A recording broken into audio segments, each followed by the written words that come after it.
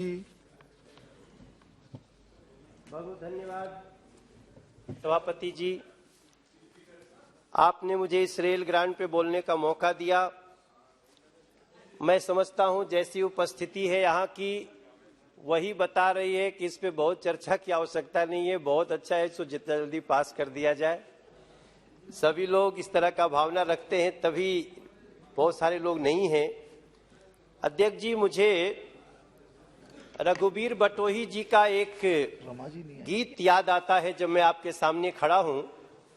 उन्होंने देश की स्वतंत्रता के समय लिखा था कि सुंदर सुभूमि भैया भारत के देशवा से, मोर प्राण बसे हिंद देश रे बटोहिया, एक द्वार घेरे रामा हिम को तवलवा से, तीन द्वार सिंधु गहरावे रे बटोहिया। इतने विशाल देश की कल्पना के साथ ही हमको रेल ग्रांट पे चर्चा करना चाहिए।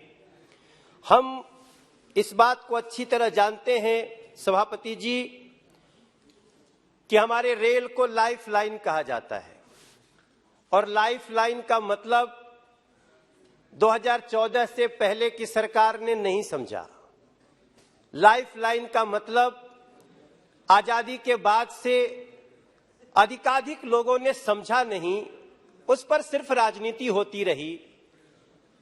जिस देश में मैं धन्यवाद देना चाहता हूं नरेंद्र मोदी जी को, और धन्यवाद देना चाहता हूं अश्विन वैष्णव जी को, जब मैं ये कल्पना करता हूं कि जिस देश में इतने कम समय में इतने विशाल देश के हर रेलवे क्रॉसिंग को अनमैन्ड कर दिया गया।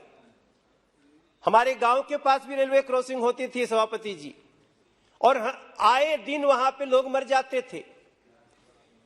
जब मैं ये घोषणा सुना था तो अनमैन्ड लेवल क्रॉसिंग, तो मैं सबसे पहले अपने गांव में फोन किया था, कहा भैया हमारे यहाँ वाला बन गया क्या? बोले हाँ वहां भी लग गया। अब जरूरत जब क्रॉसिंग बंद होती है और तब जब खुलती है ट्रेन नहीं होता है। जिस देश में इतने कम समय में इतने बड़े देश में ऐसा कार्य हो गया हो, जिस देश में 100% कोच बायो टॉयलेट हो चुके हैं, ये बहस होते समय इस बात की चर्चा सभी दलों के लोगों को करना चाहिए कि नरेंद्र मोदी जी ने सिर्फ सड़कों की स्वच्छता का ही अभियान नहीं लिया है। नरेंद्र मोदी जी ने सिर्फ गलियों की स्वच्छता का ही अभियान नहीं लिया, बल्कि रेलवे लाइन की स्वच्छता का भी अभियान लिया। तब 100% कोच बायो टॉयलेट हो चुके हैं सभापति जी। और इसका अर्थ होता है, अगर इसके अर्थ में हम जाते हैं तो इसके पीछे एक सुरक्षा का भाव है। जब आज चर्चा होती है कि यूक्रेन से हमारे 22,500 बच्चे निकल के आ गए, जिनको पता होता है उनको गर्व होता है, लेकिन ये भी तो देश की एक सुरक्षा है। जो हमारे युवा भाई बहन वो क्रॉसिंग पे अपनी जान खो देते थे, थोड़ी सी लापरवाही से खो देते थे, तो हमें उसका बहुत गर्व हो रहा है। हमें जिस देश में विस्टाडोम कोच बनने लगे, जब मैं उसका अध्ययन कर रहा था पूरा, हम कभी भी सड़क में हमने जीवन में 4000 गाने लिखे हैं, और मैक्सिमम गाना लिखा हूं सभापति जी जब मैं ट्रेन में बैठा होता हूं। अब जब चारों तरफ से दिखने लगेगा तो सोचिए कैसी कैसी कल्पना हमारे मन में आएगी। मैं अश्विनी वैष्णव जी आपको बहुत बधाई देना चाहता हूं। हाँ देखिए, कोई भी और समझिए कि हम तो जब ट्रेन में बैठते थे, कभी दिल्ली से बनारस जाना होता था, या हमको बनारस से मुगल सराय से कभी जाना होता था कोलकाता। আমার বাড়ি আছে ওখানে, আমি ভালো করে জানি বাংলা। अधीर दादा बांग्ला बोलছিলেন, हमने कहा जिनको एक भी सीट नहीं आई वो बांग्ला बोल रहे हैं हमको दादा আমি ভালো করে बांग्ला जानी। कल मैं क्या बोल रहा हूं सर, मैं जो इस ग्रांट पे बोलते हुए जो ध्यान खींचना चाहता हूं कि 20-20 घंटे की यात्रा को 8 से 10 घंटे का कर दिए, और वो जब रेल ग्रांट लेके आए हैं तो हमारे मन में कोई भी हिच नहीं है सर। जिस देश में रेंगने वाली स्पीड की जगह चलने वाली ट्रेनों को, हमें याद है हम लोग ट्रेन के साथ दौड़ा करते थे। यहां भी कई हमारे साथी होंगे जो ट्रेन के साथ दौड़े होंगे, उसका स्पीड वे उतना होता था। आज 160 किलोमीटर का स्पीड 180 हमने टेस्ट किया।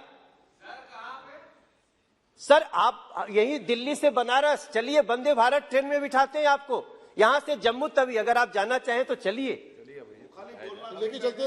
नहीं दादा, मैंने बड़े सम्मान से, मतलब 2 वंदे भारत शुरू हो चुकी है और 23 तक 75 करने का जो आश्वासन दिया, और हमें पता है मोदी जी जो आश्वासन दे देते हैं अश्विन वैष्णव उसको एग्जीक्यूट करके दिखाएंगे, इसमें कोई डाउट नहीं है। हमारे जिस देश में सर 400 वंदे भारत की तैयारी हो चुकी है, ये बजट में जब 400 वंदे भारत सुना तो मेरी खुशी का कोई ठिकाना नहीं था सभापति जी। जिस देश में रेलवे इलेक्ट्रिफिकेशन 5.5 गुना बढ़ गया हो, ना फिर हाँ गति बढ़ेगी ना सर, कविताएं लिखने की। मंदिर अब बनने लगा है, भारत अब सजने लगा है। मंदिर जब बन जाएगा सोच नजारा क्या होगा सभापति जी। ये शुद्धता का मंदिर मतलब सिर्फ टेम्पल न समझा जाए, मंदिर मतलब मैं कह रहा हूं भारत की शुद्धता का, भारत की प्रामाणिकता का, भारत की पवित्रता का मंदिर बन रहा है। और ऐसे नरेंद्र मोदी पे हमें 100 बार गर्व होगा, इसमें कोई दो राय नहीं है महोदय। मैं ये बात कहना चाहता हूं कि जहां पे जिस देश में कंस्ट्रक्शन ऑफ न्यू लाइन का दोहरीकरण, गेज कन्वर्जन, ये 66% बढ़ गया हो, जहां पे इलेक्ट्रिक लोकोमोटिव माने इलेक्ट्रिक इंजन, इसका लगभग डबल उत्पादन होने लगा हो, बधाई देना चाहते हैं हम लोग अश्विन वैष्णव जी को, यहां बैठे हुए जब रेल ग्रांट लेके आए हैं। और इसका दूसरा अर्थ हमको समझने की जरूरत है, सभी हमारे भाई बहन समझेंगे, हमारे बहुत वरिष्ठ लोग हैं। क्या ये कोई सोच सकता था देश में कि रेलवे के कारण भी हम क्लीन एनर्जी का काम कर सकते हैं? क्या कोई सोच सकता था कि यहां से भी हम डीजल को, आज हमने जब देखा कि इनके आश्वासन में कि हम 29-30 तक 2.4 बिलियन लीटर डीजल की खपत को मात्र 2 बिलियन लीटर तक ले आएंगे, तो मैं निश्चित रूप से मन कर रहा था कि इस पे कविता बनाऊं और बहुत जल्दी रचूंगा, इस पे देश को बताऊंगा। सर मैं जरूर सुनाऊंगा भाई, दिलीप दास सुनाऊंगा। तो सर मैं बड़ा बहुत शॉर्ट में मेरी बात पूरी होने वाली है। जिस देश में सर अभी अगर आप लोग श्रीनगर जम्मू से जुड़ती हुई सड़कों का, अब सबके साथियों को बोलना चाहता हूं, चूंकि मैं standing committee transport tourism culture का और रेलवे सेफ्टी का मेंबर हूं। हमने जिस दिन जम्मू से श्रीनगर रेल लाइन जोड़ने के लिए एक ऐसा पुल बनते देखा है, जब आप उस पुल की तस्वीर देखेंगे, दुनिया की यूनिक रेलवे ब्रिज बनने जा रही है। उस ब्रिज को देखने के बाद मात्र जम्मू श्रीनगर जोड़ने पे ही गर्व नहीं होगा सर, उस ब्रिज को देखने के बाद हमें भारत की इस क्षमता पे गर्व होगा कि हमारी रेल कितना बड़ा काम कर सकती है। तब मुझे अभी जैसे मेरा लोकसभा नॉर्थ ईस्ट दिल्ली है सर, हमारे यहाँ एक मीत नगर हॉल्ट बनाने का सोचा। वहां जब कांग्रेस के सांसद जी थे तो वो लगातार 4-5 बार वही लोग सांसद थे, और हर बार जब आता था चुनाव तो 2 ट्रक वहां पे मिट्टी गिरवाते थे और बोलते थे हम हॉल्ट बनाने वाले हैं। मैंने एक दिन मोदी सरकार बनने के बाद, अब नाम में लेना नहीं चाहता हूं, अब है नहीं है, हाँ कांग्रेस के थे, कोई है भी नहीं तो कोई बुरा नहीं मानेंगे जी। लेकिन सर मैं बड़ी विनम्रता से आपको बताना चाहता हूं, अश्विन वैष्णव सर को धन्यवाद देना चाहता हूं। उस समय पीयूष गोयल जी मिनिस्टर थे, जैसे ही हमने कहा सर हमारी लोकसभा में एक भी रेलवे स्टेशन नहीं है, आज 5-5 गाड़ियों के रेलवे हॉल्ट के साथ हम तैयारी करके अपने लोगों को खुशियां दे रहे हैं। वहां जब लोग उद्घाटन करने आए तो 25,000 लोग थे एक हॉल्ट देखने के लिए, 25,000 लोग थे। और अब तो अश्विन वैष्णव जी ने वहां के लिए और भी सुविधा कर दी है, कुछ सुंदरीकरण हो रहा है उस जगह पे।